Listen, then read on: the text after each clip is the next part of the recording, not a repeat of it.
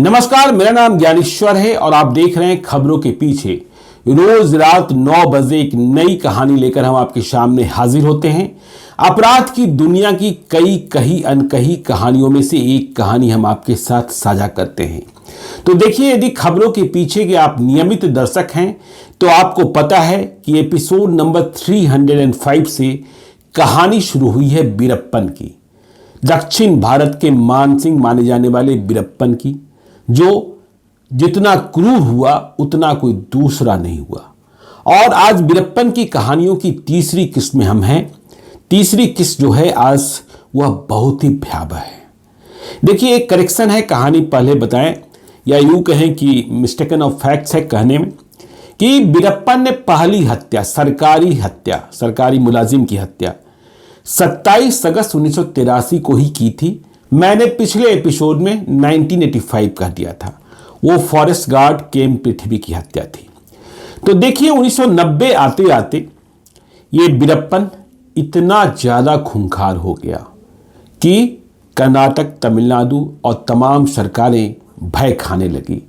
जो इसके इलाके में ब्लैक ग्रेनाइट के माइंस थे, जिसे लाइमस्टोन भी कहते हैं, उनकी माइनिंग बंद करानी पड़ी। सरकार को नुकसान हुआ क्योंकि यह माइनिंग करने वालों को किडनैप करता था, पैसे लेता था, साथ में एक्सप्लोसिव्स लेता था। और अब यह लैंड माइंस का भी एक्सपर्ट हो गया था। 9 अप्रैल 1990 को इसने पुलिस की गश्ती पार्टी को बारूदी सुरंग से उड़ा दिया था, जिसमें 3 पुलिस वाले, 3 सब इंस्पेक्टर उनके चिथड़े उड़ गए थे। तो 16 अप्रैल 1990 को कर्नाटक सरकार ने, तब चीफ मिनिस्टर थे वीरेंद्र पाटिल, उन्होंने फैसला किया कि वीरप्पन को गिरफ्तार करने के लिए स्पेशल टास्क फोर्स का गठन किया जाता है। और के.यू. शेट्टी जो आईपीएस थे, फौजी पृष्ठभूमि के थे, पहले फौज में थे, उन्हें इसका इंचार्ज बनाया गया था। और जैसा आपको पता है, यदि आप कहानी सुन रहे हैं, कि वो पी श्रीनिवास जो डिप्टी कंजर्वेटर ऑफ फॉरेस्ट थे, जिनके कब्जे से वीरप्पन भागा था, उन्होंने सबसे पहले एसटीएफ को अपनी सेवा देने का फैसला किया था, क्योंकि उन्हें इस बात का मलाल था कि वीरप्पन उनके ही कब्जे से भागा और इसके बाद वह इतना भयानक हो गया, भयावह हो गया। तो पी श्रीनिवास अब एसटीएफ को अपना 100% दे रहे थे और नरम गरम दोनों उनकी पॉलिसी थी। गरम उधर थे जहां वीरप्पन के छुपने की या उसके रहने की सूचनाएं आती थी, वे एसटीएफ के साथ स्वयं जाते, गोला बारूद लेकर जाते। और नरम नीति के तहत उन्होंने यह तय कर रखा था, जानते थे कि वीरप्पन के बारे में यदि सटीक सूचना प्राप्त करनी है तो वह सूचना उसके गांव गोपीनाथम से ही प्राप्त होगी। इसलिए गोपीनाथम के लोगों का दिल जीतना होगा। अब यह दिल कैसे जीता जाए, यह एक अलग रणनीति थी। और गांव वालों को अपने भरोसे में कैसे लिया जाए, यह रणनीति थी। तो पी श्रीनिवास ने वीरप्पन के गांव में अपना काम करना शुरू किया, चुपके से गांव वालों को दोस्त बनाना शुरू किया। और एसटीएफ को वीरप्पन के खिलाफ लड़ने के लिए जो पैसे मिलते थे, उनमें बहुत सारा पैसा वीरप्पन के गांव में सुख सुविधाओं को बढ़ाने में खर्च किया जाने लगा। गांव वाले प्रसन्न होने लगे। गांव में पिछड़ापन ही था। हमने पहले ही बताया है कि जंगल से घिरा गांव, और यह जंगल ही वीरप्पन की ताकत थी। तो गोपीनाथम का जो गांव है, जो वीरप्पन का, वहां पी श्रीनिवास बहुत ज्यादा पॉपुलर हो गए। इतना ही नहीं, एक खबरियों का जाल पैदा हो गया और जंगल में रह रहे वीरप्पन को इस बात की जानकारी लगातार मिल रही थी, ये पी श्रीनिवास मेरे पीछे लगा हुआ है। एसटीएफ वाले जितनी जानकारी नहीं प्राप्त कर पाते हैं, यह सिर्फ पी श्रीनिवास की मौजूदगी के कारण उन्हें जानकारी प्राप्त होती है। तो गांव के लोगों में घुलने मिलने के लिए एक बड़ा काम पी श्रीनिवास ने करा दिया। गांव में एक मंदिर बनवा दिया। और जैसे ही वीरप्पन के गांव में मंदिर बना तो मंदिर में लोग इकट्ठा होने लगे। पी श्रीनिवास की जय जयकार होने लगी। बीरप्पन को जंगल में इस बात की जानकारी मिलती, वह परेशान होता और मंदिर ही नहीं बनाया, मंदिर बनवाने के बाद उसने यह महसूस किया कि गांव में जब कोई बीमार होता है तो बहुत परेशान होता है, उन्हें इलाज कराने को बहुत दूर जाना होता है। तो उसने गांव में एक डिस्पेंसरी की स्थापना करा दी। तो अब गांव के लोग और पी श्रीनिवास से कनेक्ट हो गए। बीरप्पन के बारे में बुनियादी जानकारी प्राप्त होने लगी। बीरप्पन अब राज्य सरकार के लिए चुनौती था और एक बड़ा खौफ था। तो बीरप्पन के बारे में जैसा हमने आपको पहले बताया कि बीरप्पन अपने पिता का 4 संतान और 4 भाई बहनों में यह दूसरा था। तो बीरप्पन का जो एक छोटा भाई जिसका नाम है अर्जुनन, वह गांव में ही रहता था। पी श्रीनिवास ने अर्जुनन को अपने पक्ष में मिलाने की कोशिश की, या यूं कह सकते हैं कि मिला लिया। यह जो अर्जुनन था, बीरप्पन का छोटा भाई, वह बीरप्पन की तरह नहीं था।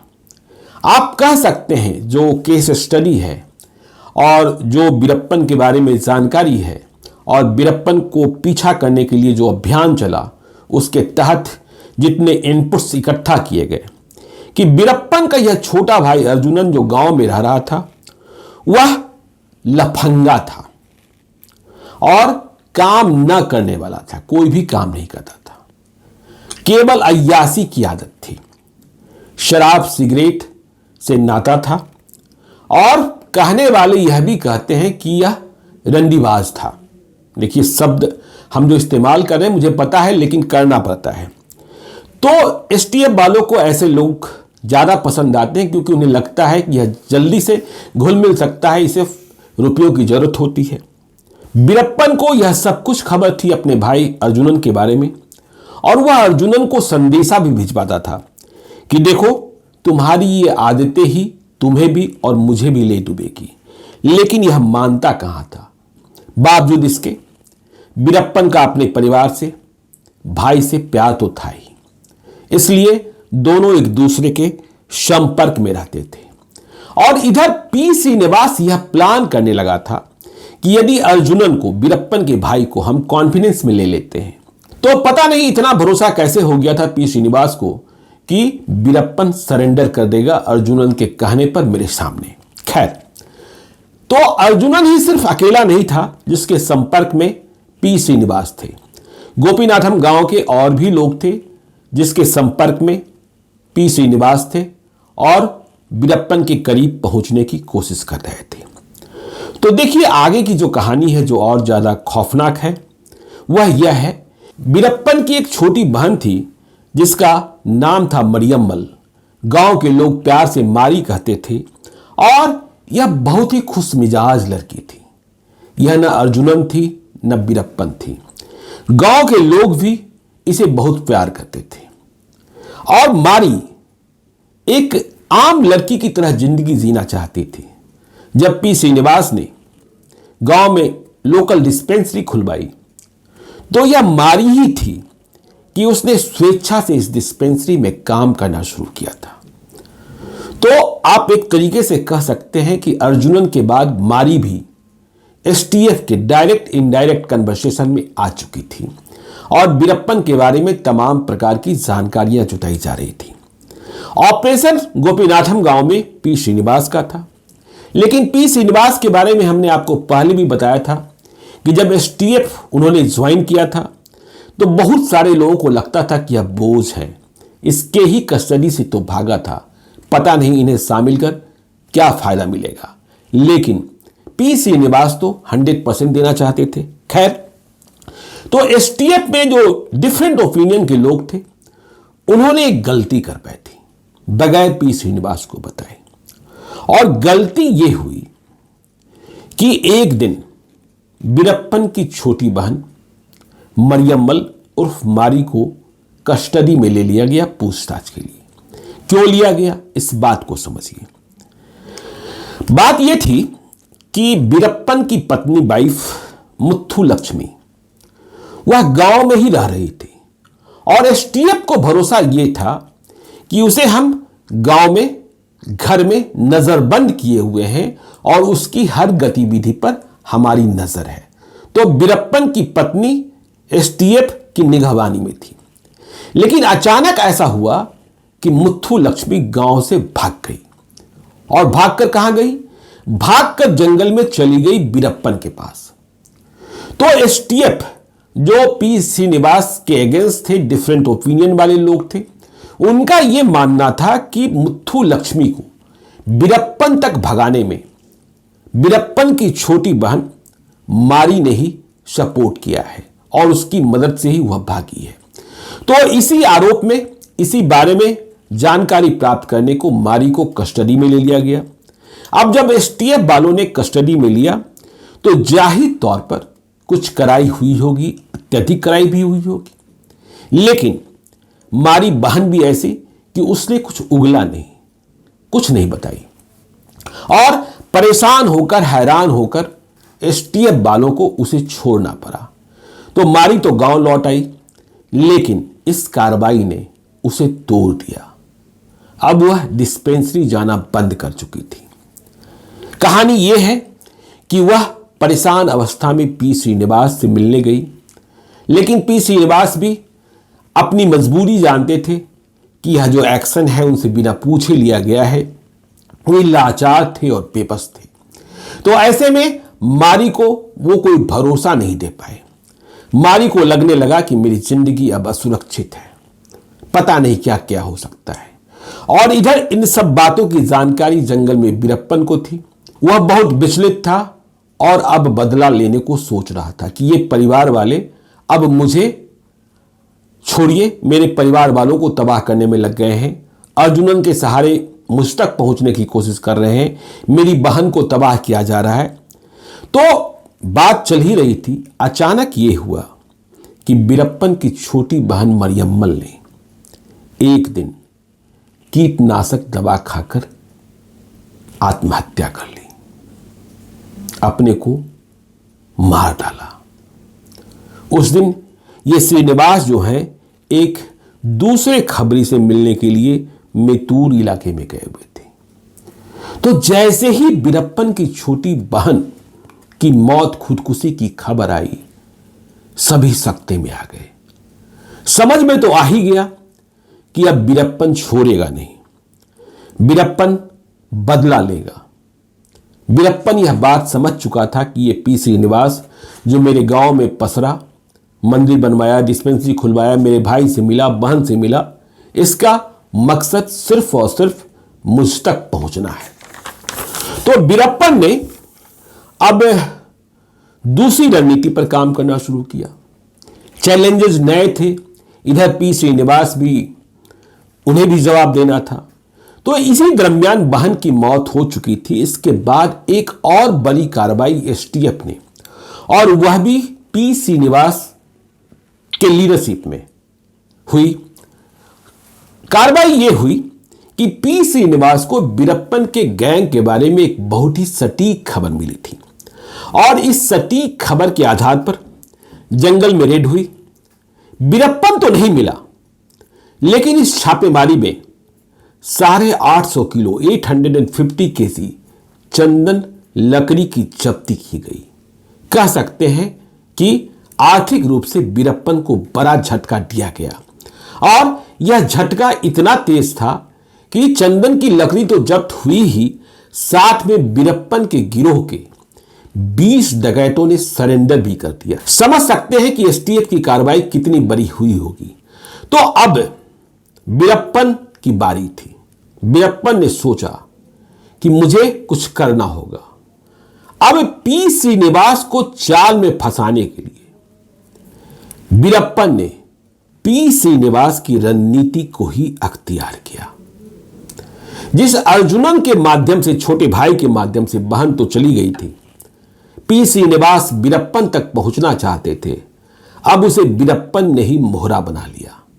कैसे मोहरा बनाया, देखिए अब कहानी आगे जा रही है कि गोपीनाथम गांव में एक शादी थी और पी श्रीनिवास घुले मिले हुए थे गांव वालों से। तो जिस रात शादी थी वहां पी श्रीनिवास मौजूद थे और वहीं बीरप्पन का भाई अर्जुनन भी मौजूद था। अर्जुनन अचानक तेजी से पी श्रीनिवास के पास पहुंचता है और कान में कहता है, अन्ना।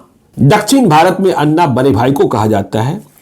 तो अर्जुनन कहता है पी श्रीनिवास की कान में कि अन्ना सरेंडर करने को तैयार है आपके सामने, सब कुछ राजी है, अब लड़ाई बंद होगी, सभी लोग सुख चैन से रहेंगे।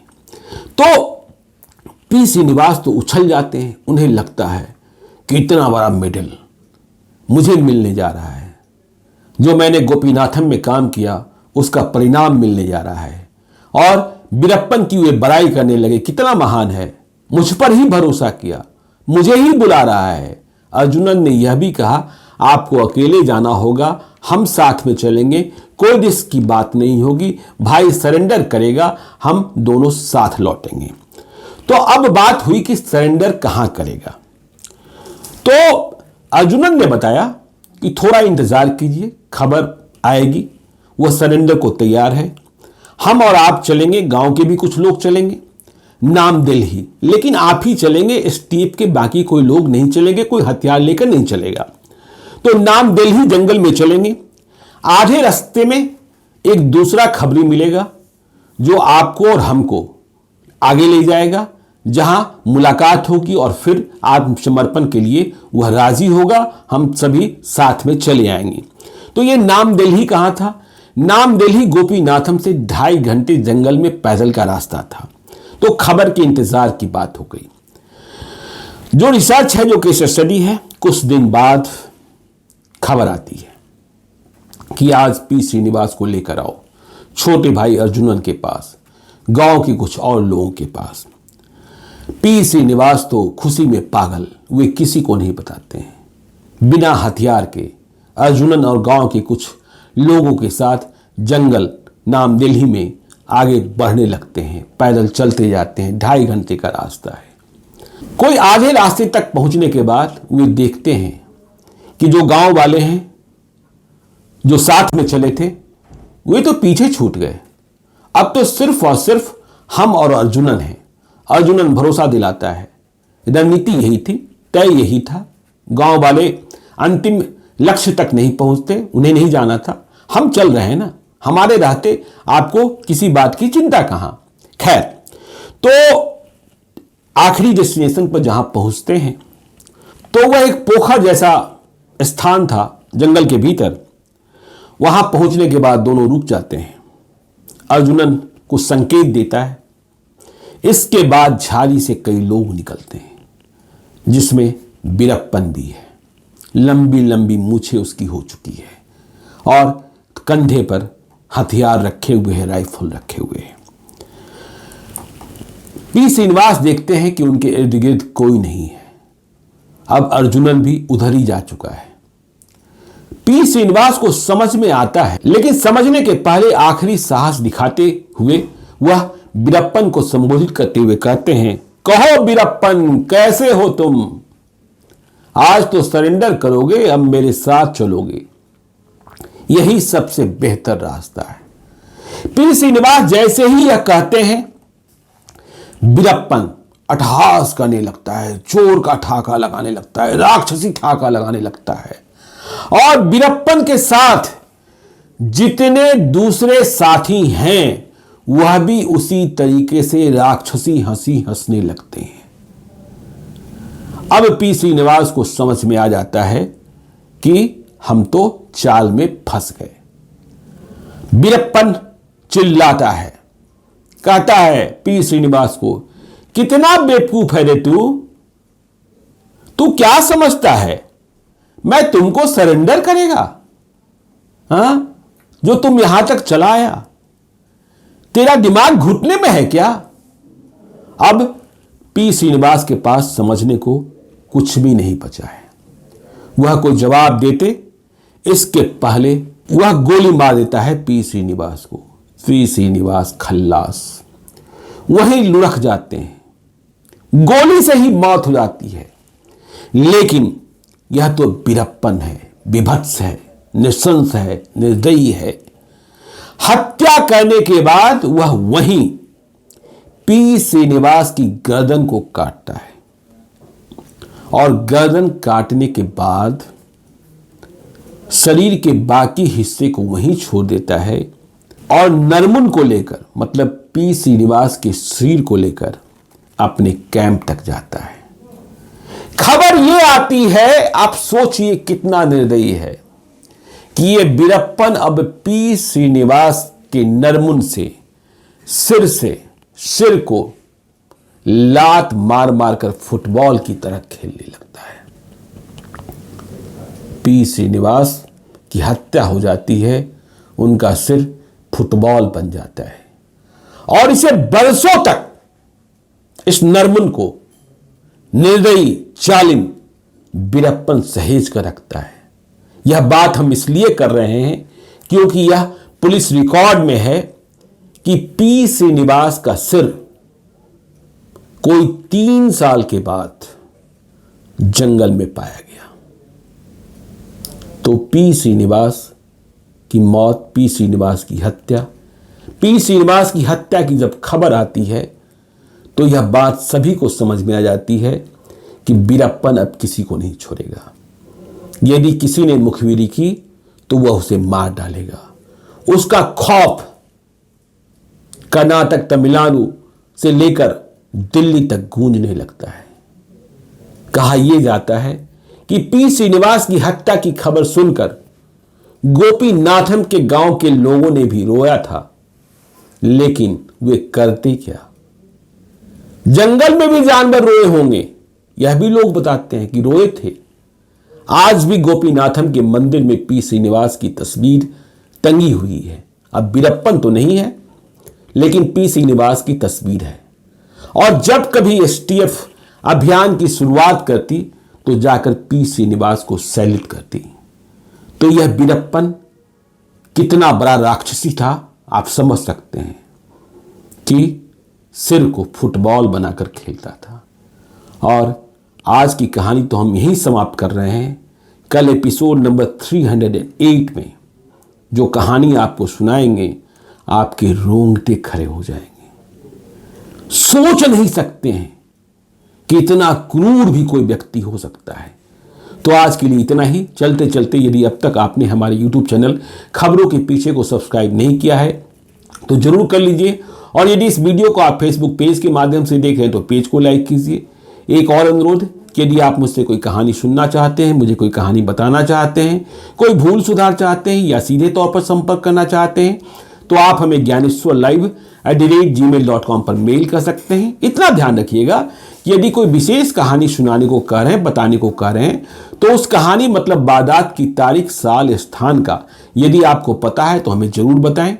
मेल करते वक्त आप अपना नंबर भी लिखकर भेजिए। जरूरत होने पर हम आपसे संपर्क करेंगे। आपकी पहचान को हम तब तक गोपनीय रखते हैं जब तक आपसे अनुमति न प्राप्त कर लें। तो आज के लिए इतना ही। मिलते हैं कल रात 9 बजे वीरप्पन की अगली कहानी के साथ। बहुत बहुत धन्यवाद।